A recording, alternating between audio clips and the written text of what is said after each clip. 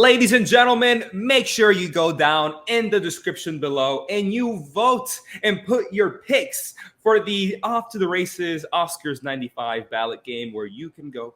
You can put in your choices. And guess what, guys? It is scored. So each category has certain points. And by the end of the night this Sunday, we will find out who the Oscars 95 champion is. And just like last year, I'm taking it, baby. I'm taking it. No, Ooh. absolutely not. We'll see. Not happening. See. It's going to be Dan, isn't it?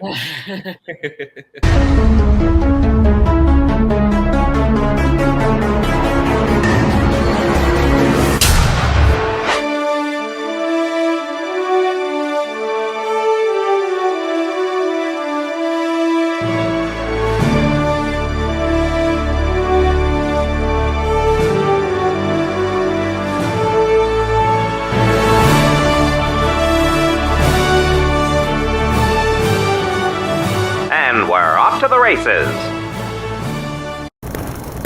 Guys, we are back for our final of the Oscar predictions videos, but this time it's not for nominations. This is the winner predictions.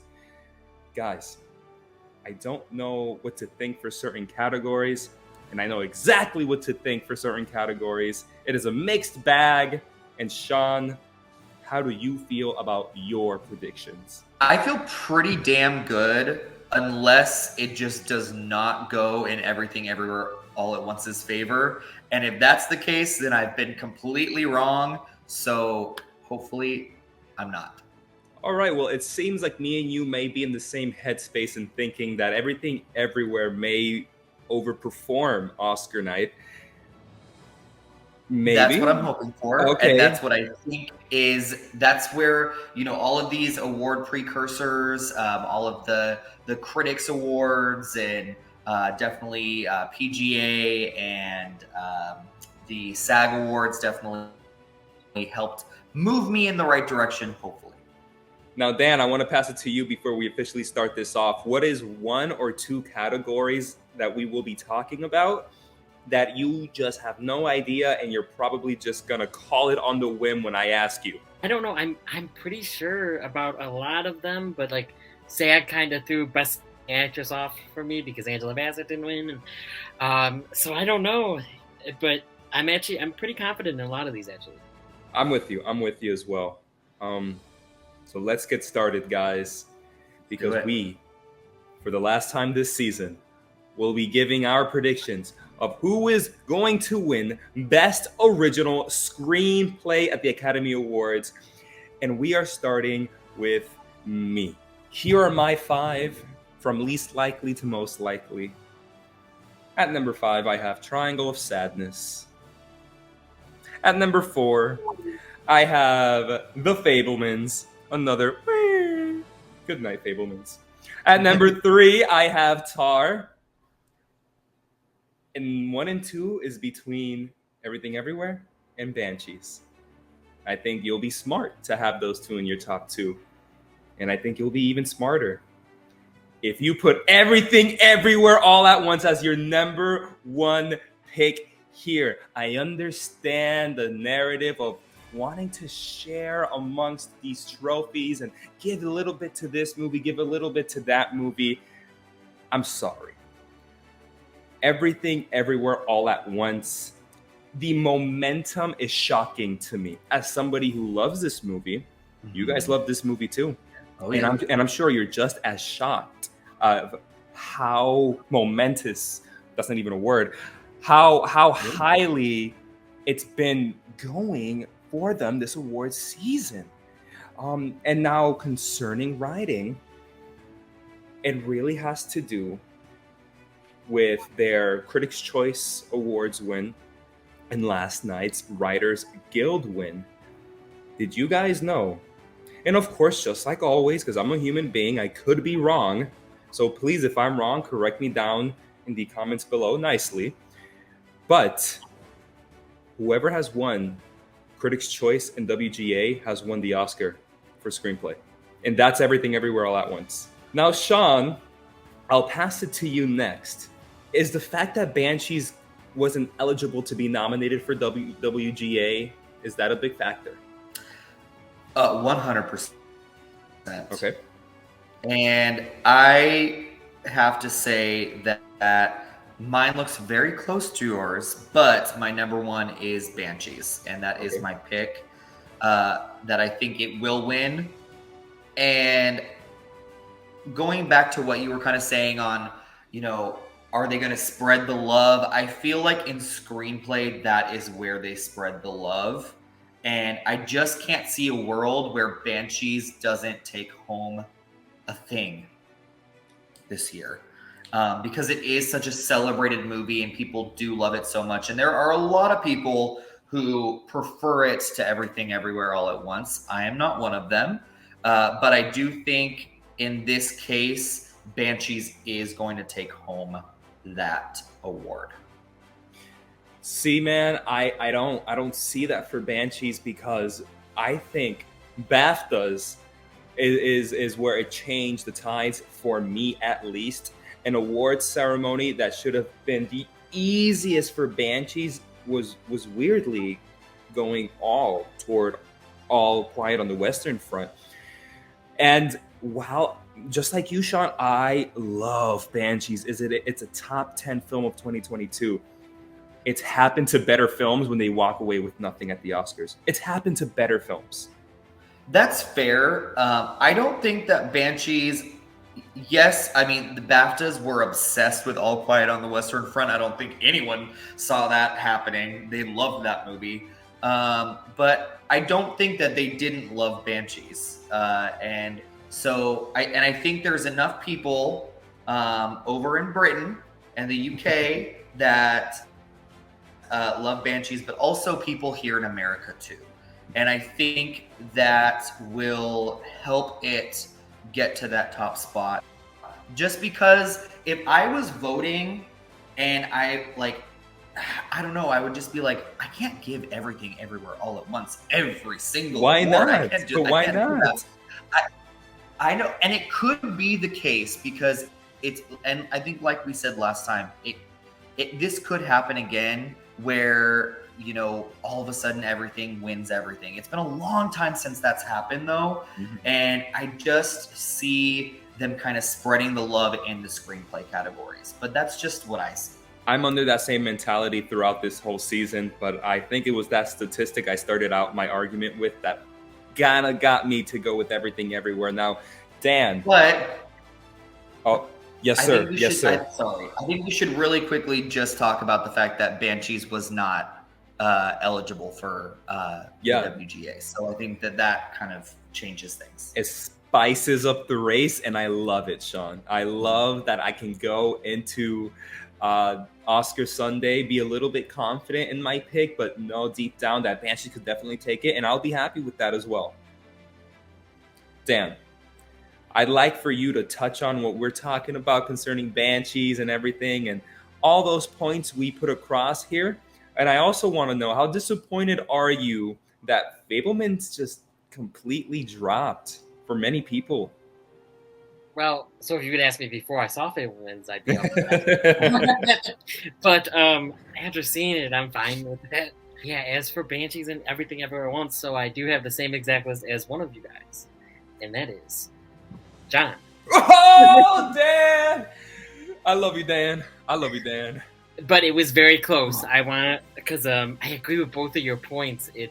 I really want them to spread the love, and Banshees definitely deserves something. But like you said, John, it's happened to better films that they walk away with nothing or too little. So I did put Everything Everywhere All at Once at number one. I'm happy that we can agree, Dan. And I'm also happy that even though Shawn is the outlier here, that we all sort of agree on whoever wins this deserves it. Yes. Correct. So I'm happy with that, at least. Triangle of Sadness is just happy to be here. Am I correct? Yeah. I don't think it should be here, but that's just I agree. I know some people love this movie. Oh. Yeah, I think the Rubber Duckies winning screenplay, The Menu, should be here. Yeah. Yeah, there's a couple of great screenplays this year, especially like super original, unique screenplays. And I mean, Triangle of Sadness was unique. I don't know if it was good, but I know people love it, so can't hate on it too much. Talking about unique, let's get into a category that all season has been pretty unique, and that is our predictions for Best Adapted Screenplay here. And this time, we're going to Mr. Shawn. Oh dear. Okay, here we go. Number 5, I have Living. Number 4, Glass Onion. Number 3, Top Gun Maverick. Number 2, Women Talking. And number 1, All Quiet on the Western Front. Oh, Shawn did it! Shawn did it! You explain yourself here, Shawn. Well, obviously, the BAFTAs love kind of sent me this direction, but I really think about All Quiet on the Western Front, and I love both All Quiet and Women Talking. I think they're both fantastic screenplays, but I just really have to go where the momentum has been. And this season, we talked about Women Talking so much in October and November, and then even December, but since then, that momentum has died off considerably to where it's kind of just a whimper now. And I'm shocked that Women Talking even got into Best Picture, to be honest. So I think that's where I have headed over to All Quiet on the Western Front. I think the momentum has just been gaining since it was released on Netflix, and I think it's going to take home that award. Needless to say that it's based on an acclaimed novel. Yep. Yeah, you know, we kind of were hinting at All Quiet being on our list higher than before when that BAFTA win happened. And it's a tough one for me. And I will say that I'm curious as to what Dan's list looks like to see where we're all... Yeah. What's the consensus between us three? All right, it's very similar to Shawn's, but I just have a couple mixed up. So five for me is Glass Onion. 4 is Living. 3 is Top Gun Maverick. 2 is Women Talking, and 1 is All Quiet on the Western Front. Oh wow! Oh, wow! Yeah. Oh, 2 All Quiet on the Western Front. Now, Dan, same reasoning as Shawn, that momentum after BAFTAs, and it's based on a novel, and Netflix is pushing it like crazy. Yeah, exactly. It's the BAFTAs, being obsessed with it, and just all the momentum it's gotten again. So it kind of stopped. It kind of went up and then down, and now it's like kind of getting that momentum again. So yeah, that's why I put it in number 1. You guys both have Living a lot lower than I would expect. Isn't the screenwriter of Living sort of an acclaimed author or an acclaimed writer? As far as I know, it's based on Akira Kurosawa's movie. Okay. Who I mean, he's an incredible filmmaker, but I don't think it's the same writer. I think it's just adapted based upon the movie. Gotcha. Okay, let me get to mine, and then let's see if we can dissect it a little bit further. At number 5, I have Glass Onion. Glass Onion at number 5. Number 4, I have Top Gun Maverick. At number 3, I have Living. Number 2, I have All Quiet on the Western Front, with Women Talking still at my number 1. Now, I understand that Women Talking took hell of a nosedive this season, where a Best Picture nomination was a surprise for me too, Shawn. But it still has the accolade of being a Best Picture nominated film. And Women Talking, aside from BAFTA, has won the Screenplay Awards all season long, including WGA last night.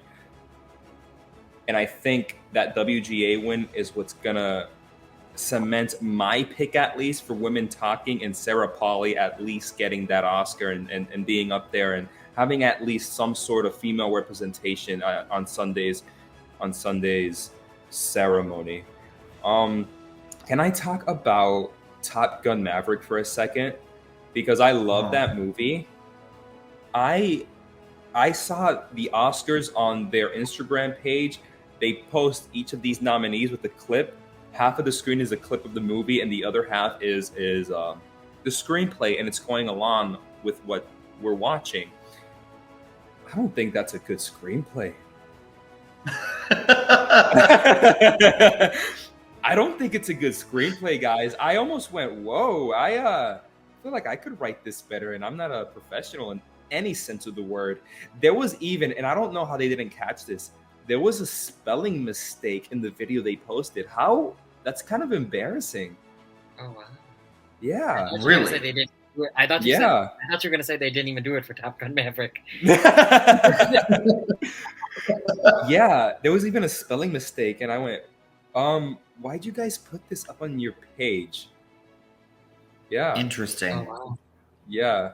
I mean, higher than Glass Onion because it's nominated for Best Picture, and that's it. Right. I mean, I don't think there's any chance that Top Gun Maverick gets this award, but that's an interesting aside there because that's a spelling mistake and you're nominated. I mean, I don't know. Do they not pay attention to grammatical errors? Like, I guess not. Plus, who are they fighting again? Exactly. I do have to say with All Quiet versus Women Talking, because I feel like that's where we're at right now. I do think that All Quiet is going to win Best International Feature.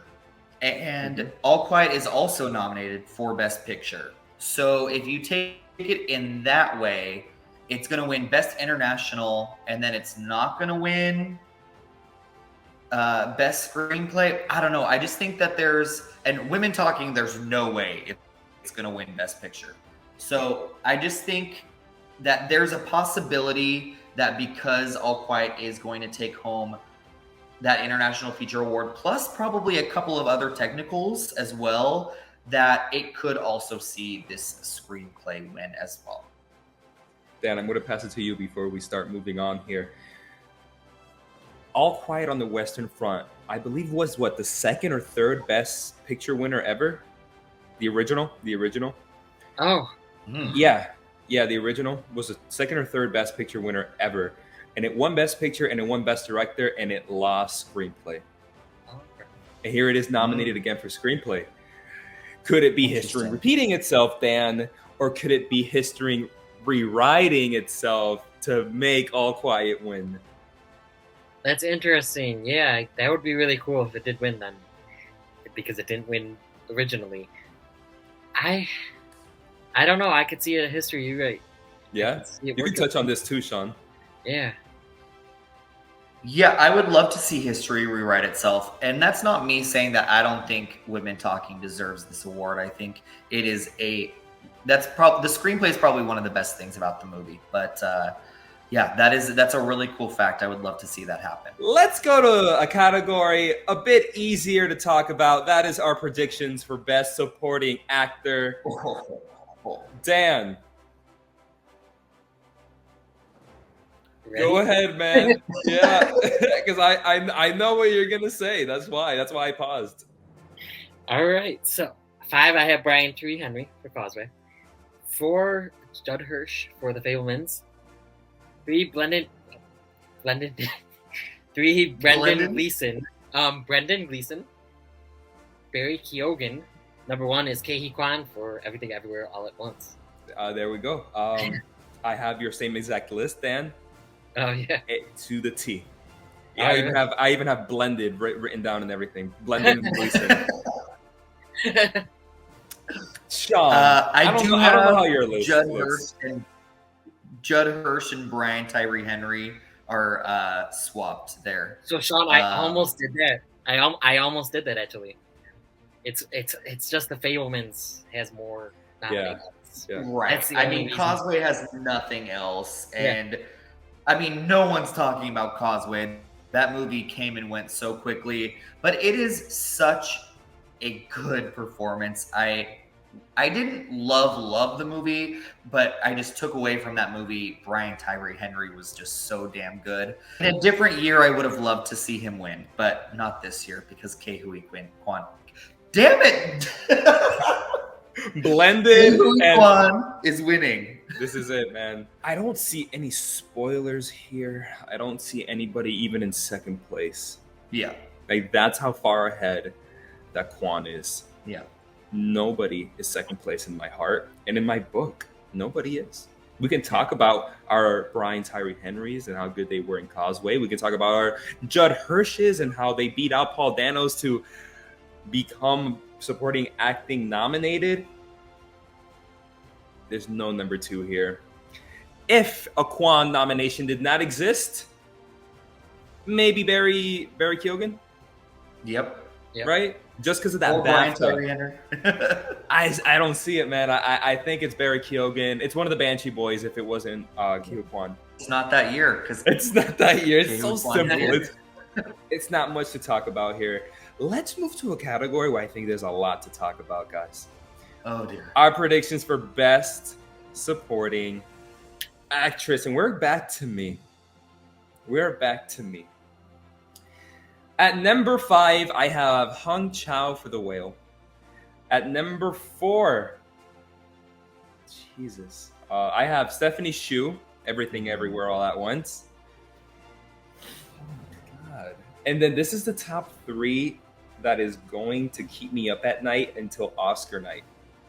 Because I don't know what I'm going to do here, guys. But I got to give an answer because we are on camera. At number 3, oh, God. At number 3, I'm putting Jamie Lee Curtis. At number 2, I'm putting Angela Bassett with Carrie Condon for the win. My only Banshees win is going to go to Carrie Condon that night. I think that while Angela Bassett does have a great narrative, and I'm not going to be surprised if she pulls the win out on Sunday, I do think that category is so divided, dudes. With Angela winning, with Carrie winning, with Jamie Lee winning, and then after SAG is when Oscar voting opens. That's a lot of context in voters' minds to go into the polls and vote. That has me all over the place, guys. And I'm going for Carrie Condon, but it could be Angela. And honestly, after that amazing freaking night at the SAG with Jamie Lee and Michelle Yeoh and the Everything Everywhere cast, Jamie Lee could be a spoiler here. And some people say maybe not even a spoiler. She might just outright win. You may not like it. You may not agree with it, but she could win. Those are my top 3. And I'm going to say this. I have Carrie Condon. This could change every single day leading up to Sunday. Absolutely. For me. What do you think, Shawn? My number 5 and my number 4 are the same as you. My number 3 is Carrie Condon. My number 2 is Jamie Lee, and my number 1 is Angela Bassett. I really, really do think this is the battle of the legends right now. And sorry, Carrie, you're incredible, but you ain't a legend just yet. I think this is the battle of 2 legendary actresses who have been in the business for so long.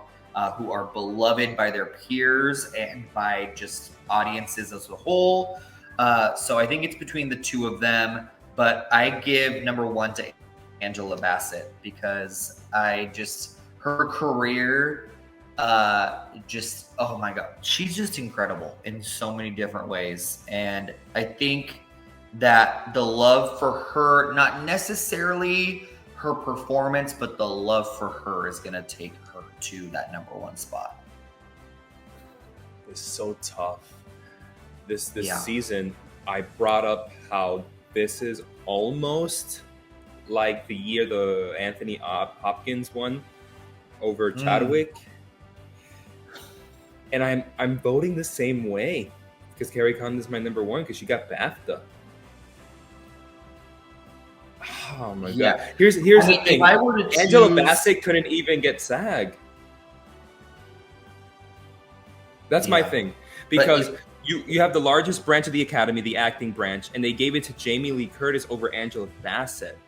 And if the largest branch of the Academy is voting, and they're not going to vote for Angela Bassett, percentile-wise, how is that going to affect? Who knows how Angela close Bassett? it was, though? You know, like we don't know how close it was, and we have so many other people voting too. So I don't know. I think that the Jamie Lee Curtis one was given to her by the actors because of, once again, how beloved Jamie Lee is amongst her peers. But I think if you have the whole voting, the whole base voting, I don't know if it's going to go to Jamie Lee. I think it's going to go to Angela. I like your list, Shawn. But if I were to choose who I want to win, I would say I want Carrie Condon to win. Because I think the performance is the heart of the film, and it's the best thing about the movie. So I'm so torn. Dan, what do you think? I'm torn. So yeah, I had a problem obviously with the top 3 as well. And I did have at one point the same list as Shawn, but I switched it around a little. So obviously I have, not obviously, but 5 I have Hung Chow, 4 I have Stephanie Hsu, 3 I have Jamie Lee Curtis, 2 Carrie Condon, and 1 Angela Bassett. Okay. Yeah, okay. And I almost put Jamie Lee Curtis as number 2 because of all her love and acclaim for this role, even though I personally don't agree with that, but this is not what we wanted to win. I think I'm succumbing to peer pressure. You're going to put Jamie Lee, or you're going to put Angela Bassett number 1? I think I'm going to copy Shawn's list. Okay, yeah. The Battle of the Legends. The Battle of the Legends with Angela still being number 1 for all of us. I think it makes sense. It makes a lot of sense. I am going to erase my list. I'm going to just copy Shawn's. I like Shawn's list. Yeah, I like that list, Shawn. Again, that could change. This is the category. Dudes, I like what you're saying. Dan, I love that you have her up as well as number 1. I love all this. But these 3 could really just duke it out all week until Oscars. It's true. And it's probably going to change for me by tomorrow. I love Shawn's list right now, but tomorrow it's going to be Dan's list. And then the next day, I'm going to have Hung Chow as my number 1. Jesus.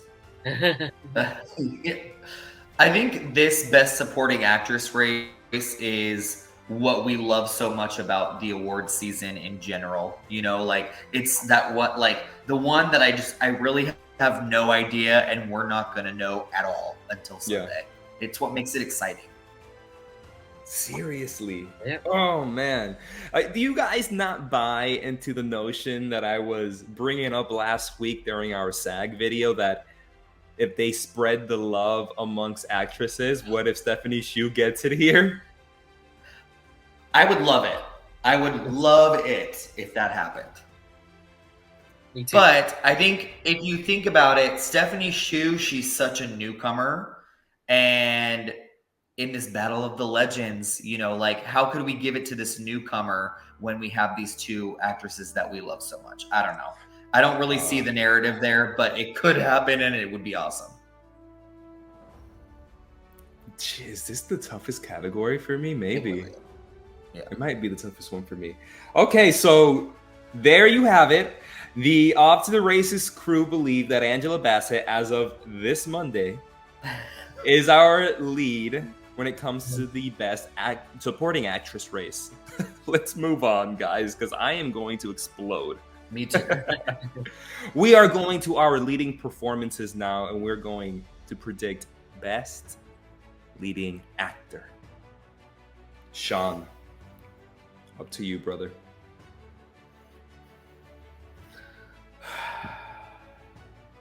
Number 5, Paul Mescal. Number 4, Bill Nighy for Living. Number 3, Colin Farrell.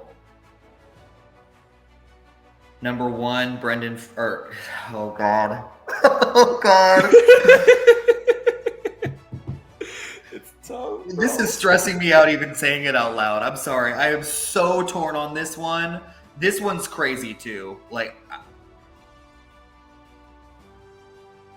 Number 2, Brendan Fraser. Number 1, Austin Butler. Holy crap! He did it! He did it! He went for it! Woo! Shawn, many consider this a toss-up. Why did you lean that way? This is not who I want to win. And we talked about this last time. I think Brendan Fraser gave the best male performance of the year last year. Yeah. I think that performance is incredible. I will remember it forever. But Austin Butler, I don't know. I just feel like they love giving these awards out when people are like sinking into the role of someone who has lived before, and versus some, you know, random person made up on the page. Yeah. You know, like, I just think that is what is going to take Austin Butler to the next level. I also think that he has done a really good job of keeping himself in the public eye with this, like, he's still playing Elvis, and like he's going up and playing Elvis, and he made sure that he was that first person right up on the in the front row at SAG, helping everybody up on stage, so everyone saw his face. You know, and the unfortunate death of Lisa Marie Presley right after the Golden Globes. Like, for some reason, Austin Butler has been able to keep himself constantly in the news cycle. And I think because of that, people just can't forget that performance. And I think that's really going to lend itself well to him winning. Though, like I said, I want Brendan Fraser to win. You have some amazing points there, some that I want to touch on and expand once it's my turn, but it is Dan's turn. How's it looking like, Dan, for you? Number 5, Brendan Fraser. No, I'm just kidding. Can you imagine? No, although I do have, and I'm not sure about this, I kind of just did it, but 5, Bill Nighy for Living. And then 4, Paul Mescal for After Sun. Colin Farrell, The Banshees of Inisherin, Brendan Fraser, and then 1 is Austin Butler. Jesus. Oh my God. Yeah, you guys and your butlers. Yeah. Yeah, I loved the point because I noticed it too at SAG how he was helping that. At first I was like, why is that Austin Butler helping everyone up the stage? Yeah. Like, why is he even doing that? And to make sure we don't forget about him. Yeah. And it was. And I just think, like you said, he's been just being Elvis every time he's like in the public eye. Mm-hmm. So I think he has a really good chance. But yeah, Brendan Fraser's performance was just out of this world. Yeah. Yeah.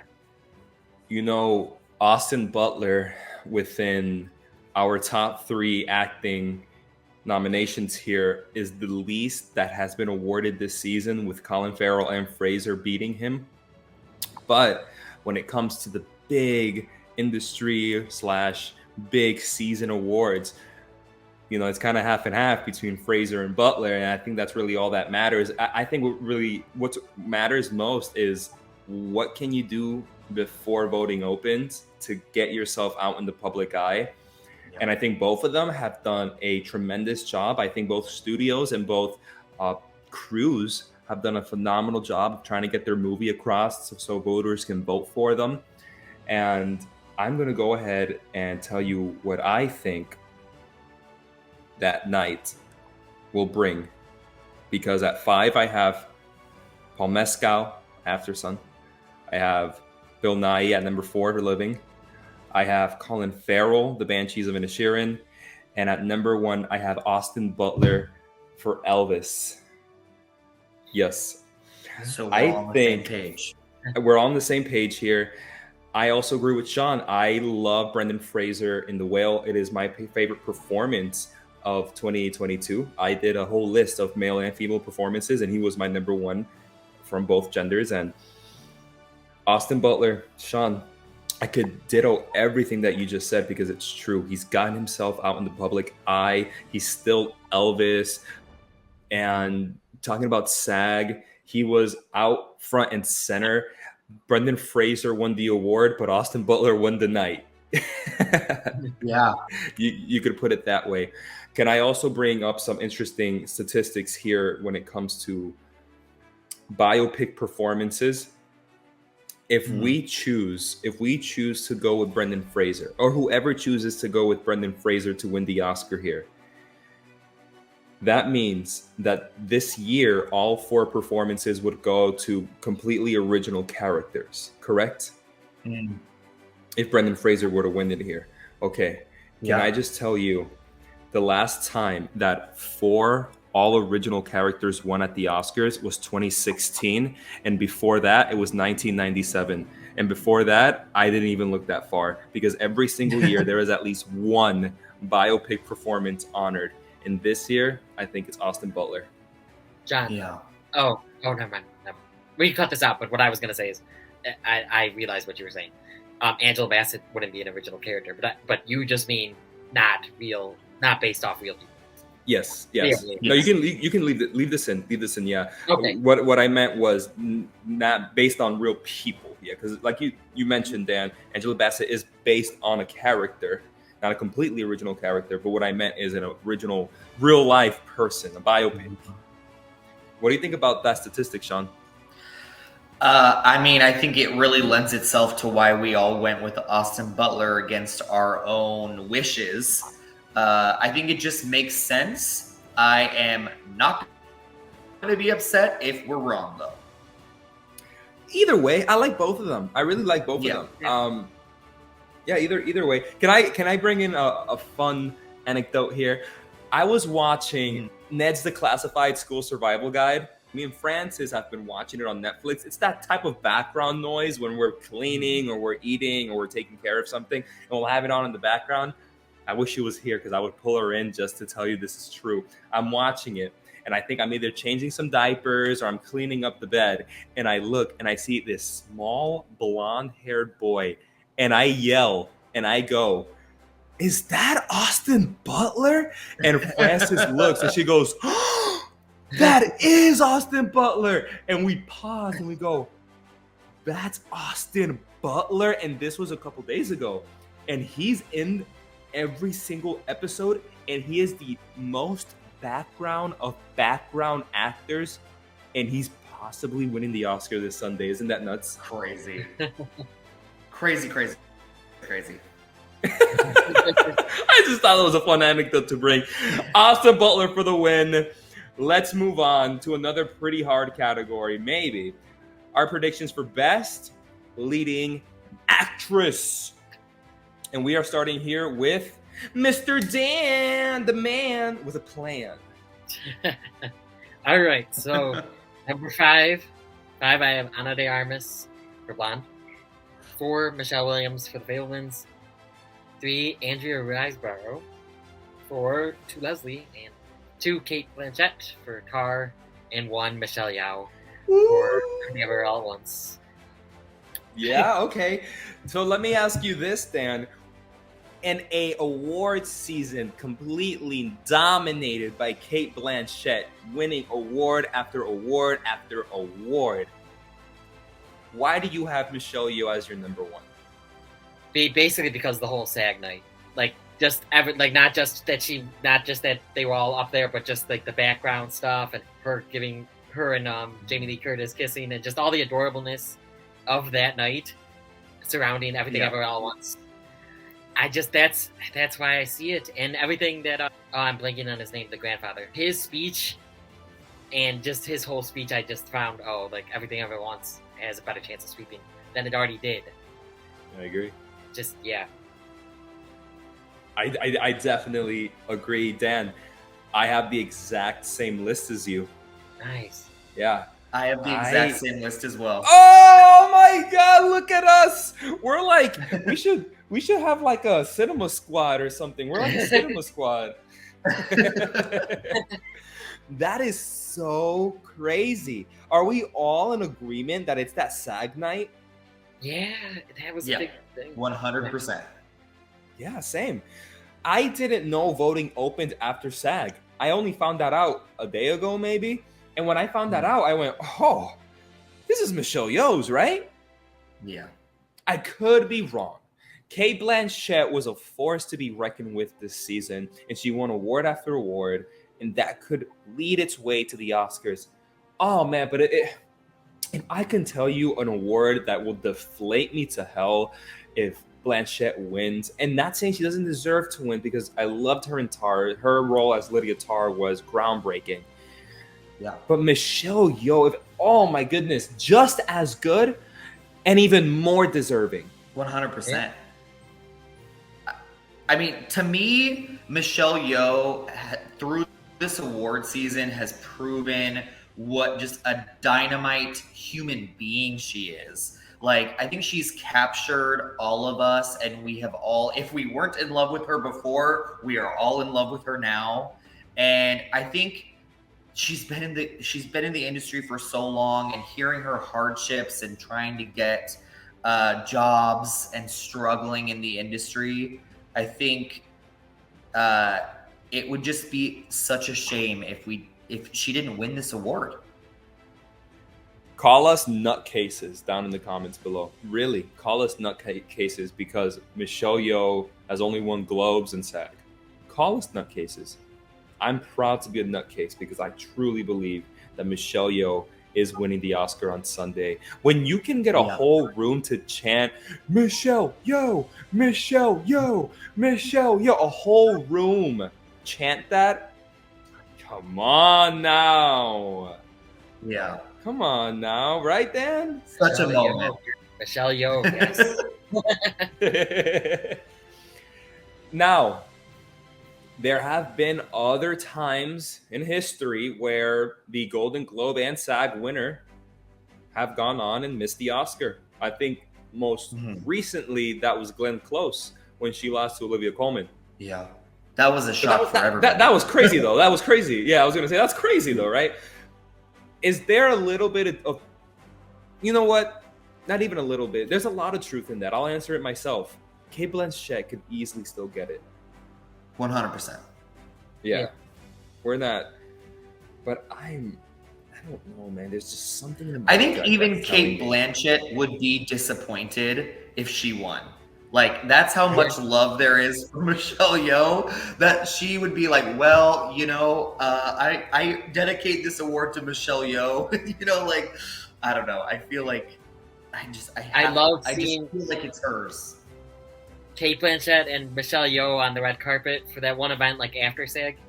I forgot what it was, but they were so cute together. They like loved each other, so that would be awesome if that did happen. What do you guys think? And this is so out of possibility here, but I just feel like I need to talk about this.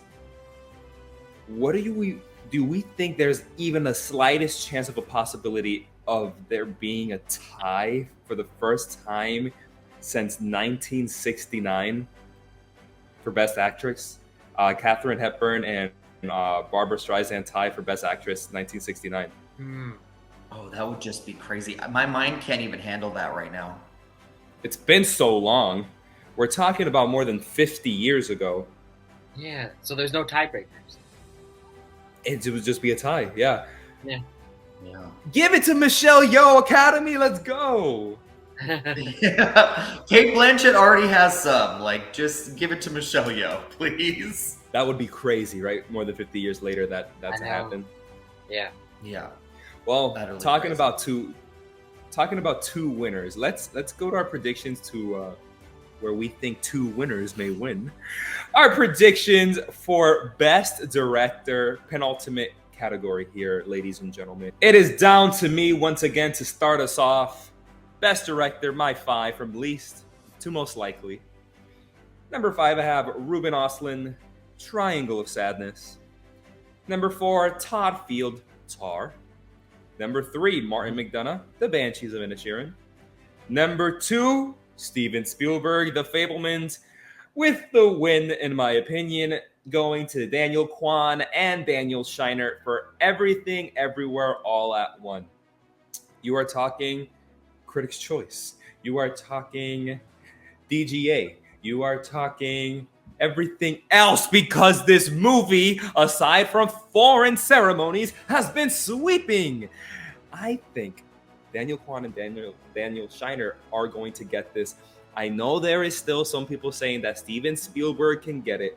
I kind of believe that, but when there's a video out of Spielberg himself saying that the Daniels made him a better director, what? You just shot yourself in the leg, bro. You just shot yourself in the leg.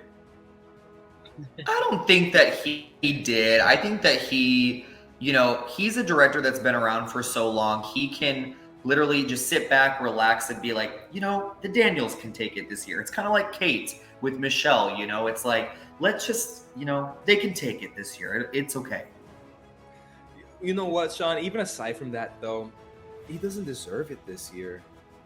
No, I don't think so either. West Side Story was a wait. I didn't love The Fabelmans. Yeah, me neither. I did not love The Fabelmans. I don't even think Fabelmans was in my top 20 of last year. And Dan, I am with you.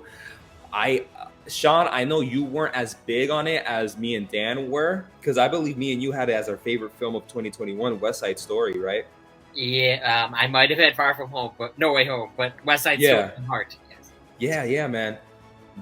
He directed his ass off in West Side Story. Some of his best work, I think. This is not some of his best work. It's charming. It's some of his most charming work.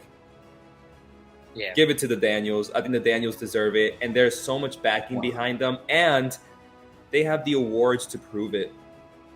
Yeah. What do you think, Shawn? This is why I'm letting Banshees have that best original screenplay, because I don't think there's a world where the Daniels don't win best director here, and they deserve it. Like you said, you have to give it to them. What they did with Everything Everywhere All at Once is they took so many big swings and it all worked. And just like their courage to create this movie and their vision to see it through, I mean, you have to give it to them. I'll be pissed if they don't win this. Yeah, I'm with you as well. Dan, talk to me about the fact that this is the Daniels' second film, and their first film was about like a farting corpse. And they're probably going to win the Oscar here. Does that lessen their chances in any way? No, I don't think so at all. Because, I mean, that movie, it got acclaim-ish enough as well. And it's funny because when I hear that, about a farting corpse, I'm like, wow, that's so weird. And then when I talk about Everything All at Once, I'm like, oh, that's not weird. But it is. It is. Yeah. I love that you mentioned that. What a good point. That is a great point you brought up there. Everything Everywhere is just as weird. We got hot dog fingers, people. Yeah. So, no, I don't think it hurts their chances. And I love that Steven Spielberg said that about the Daniels, and it reminded me of how James Cameron said to the R&R directors about all this acclaim for their movie, and I agree with them. If I got that from someone like James Cameron, I would want that more than an award. Right? That would be amazing. James Cameron, Steven Spielberg, to say that to me. But yeah, no, I don't think it hurts them at all. Shawn, how's your list look like? So, I mean, I feel like I've said what I needed to say, that the Daniels should win, but my list is number 5, Ruben Östlund for Triangle of Sadness, 4, Martin McDonagh for The Banshees, 3, Todd Field for Tar, 2, Steven Spielberg, and 1 for Daniels. I am more interested that you have Todd Field as number 3. It's pretty much interchangeable for me as well. Todd Field could be a possible spoiler in this category if Everything Everywhere wasn't as strong. Right. And in the world that we're talking about right now, Tar's not going to win anything. So, I don't think it's going to happen at all. I do think that Todd Field, he's like 3 for 3 in his movies that he's directed, In the Bedroom, Little Children, and now Tar. He's an incredible director. He doesn't make films very often, so I feel like that's why there might be, this oh my God, when are we going to get the next Todd Field movie? It might be another 12 years or whatever. But I don't think there's any chance for him. Some great points thrown there by our resident Mr. Shawn Jackson. Dan, what's your list look like? Even though I'm pretty sure we're all in tandem with the Daniels. Yes, John, my list again is the same as yours. Ooh. Yeah, so Ruben Östlund 5, Todd Field 4, Martin McDonagh, Steven Spielberg, and the Daniels as number 1. Nice. Well, it seems as if Everything Everywhere All at Once will overperform. Yes, I hope think so. Just maybe. Because we have our predictions for Best Picture. The big one. The history-making Best Picture Award. What will the Dolby Theater put on their little plaque down in Los Angeles on Monday, next Monday? Let's start here with Shawn. Sure. Number 10, I have Triangle of Sadness. Number 9, Women Talking. 8, Avatar. 7, Elvis. 6, The Fabelmans. 5, Tar. 4, Top Gun Maverick. 3, All Quiet on the Western Front. 2, The Banshees. And number 1, Everything Everywhere All at Once. Shawn, I want to Yes. ask you this. Because last week you were like, I don't think it's a lock yet. Is it a lock or no? I feel it in my bones now, John. I just feel like Yes. there's no way. Like I don't know. Like if it doesn't win, I'm just gonna be shocked and disappointed. Like we've come so Same. far. This movie has stood the test of time. It's been a year since this Yes. movie has come out, and we're still gushing over it. We are still showing how much we love it, and it has to win, and I think it will. Everything Everywhere has stuck its hot dog fingers in me, Shawn. Ooh, I don't like that. It's not my turn yet, and maybe this is a spoiler. Yes, this is such a lock. I am Yeah. sorry. I am willing to have some conversations with people who think otherwise, because I feel like that is interesting for the sake of arrogance and ignorance. I'd love to open my mind up to other possibilities, but no, I truly think this is such a lock. Yeah. It didn't get no BAFTA love, and it didn't get Golden Globes love, but it got everything else love. It got so many of the critics awards. It got Critics' Choice. It got DGA. It got PGA. It got WGA. It got SAG. Oh, come on. Should I stop? Yes. Who else? Rubber Duckies. It got the Rubber Ducky. It got the Rubber Ducky. The Cinema Squad's Awards show. It got the Rubber Ducky. It's a lock.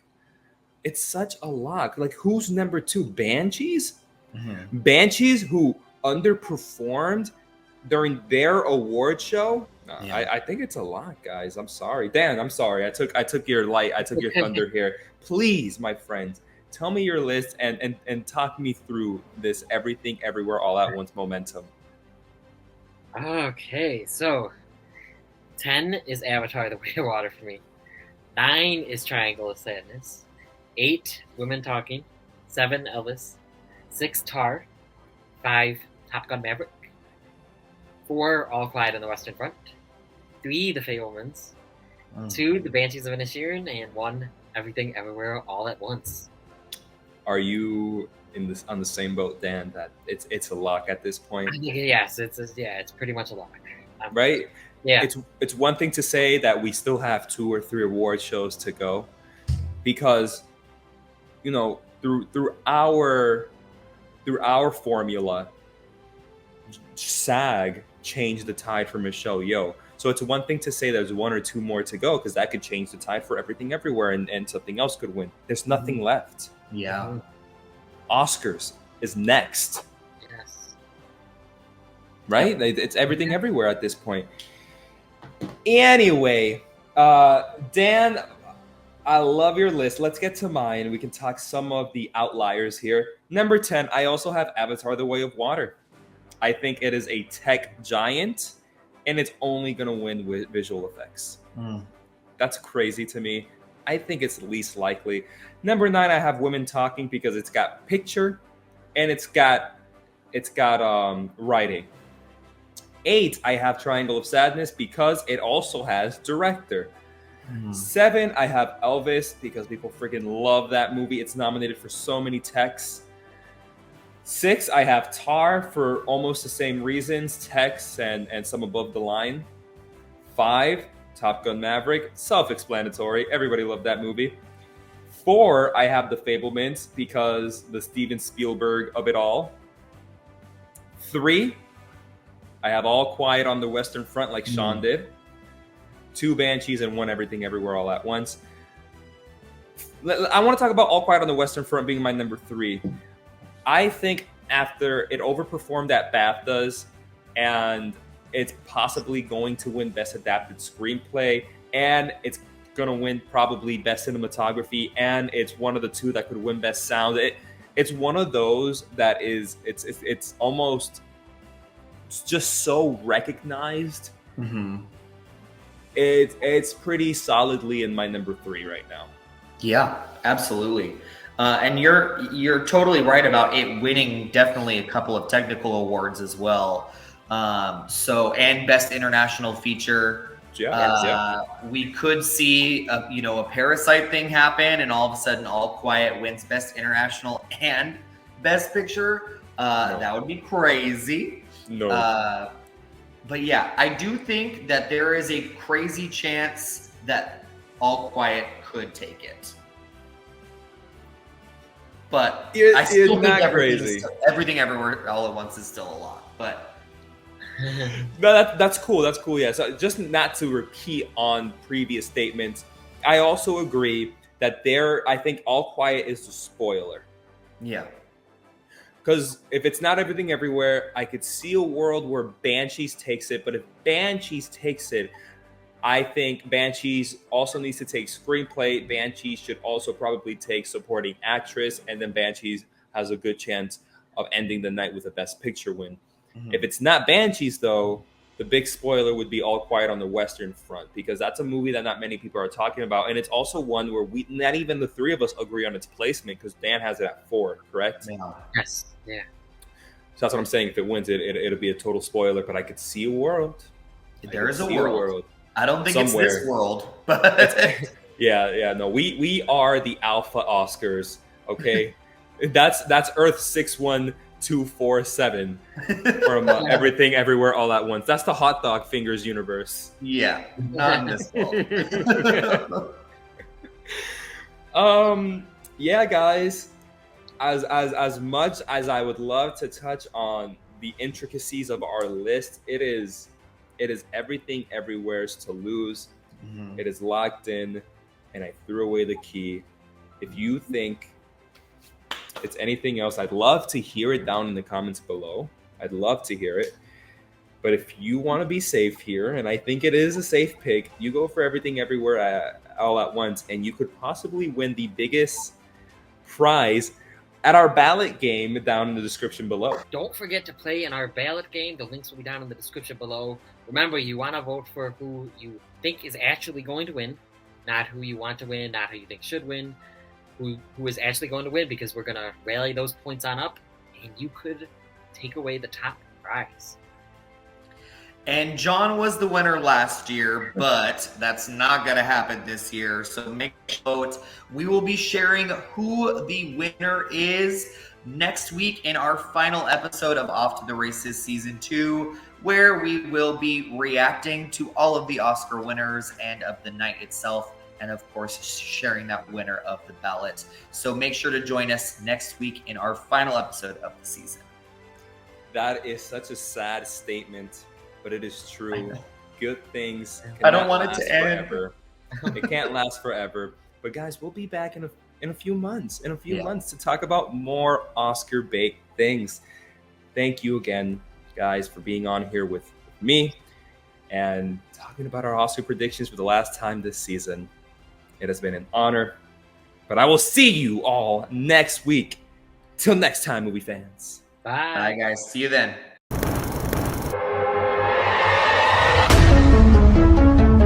This is looking to be a tight one, folks.